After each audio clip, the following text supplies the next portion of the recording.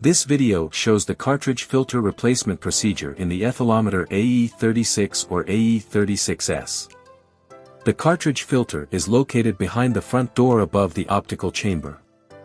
If needed, it should be changed annually or earlier, at locations with high aerosol loading.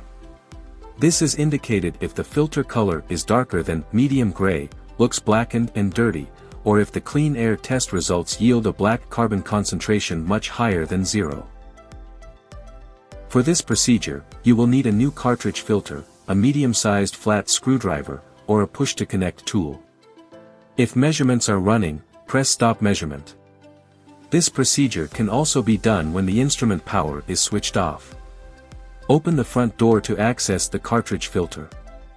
Note the orientation of the airflow indicator arrow from left to right. The filter and its fittings are installed in grip adapters, which must be released by pressing down using a flat screwdriver, or a push-to-connect tool.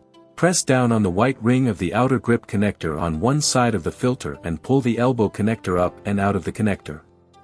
Repeat on the other side to remove the cartridge with its two elbow connectors. Remove the elbow connectors from the filter itself, pressing the connector's gray ring.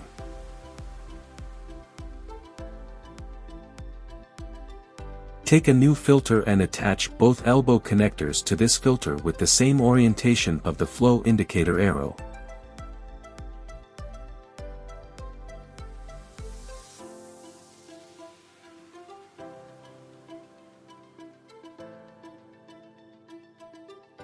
Install the filter by pressing the elbow connectors firmly down onto the sockets.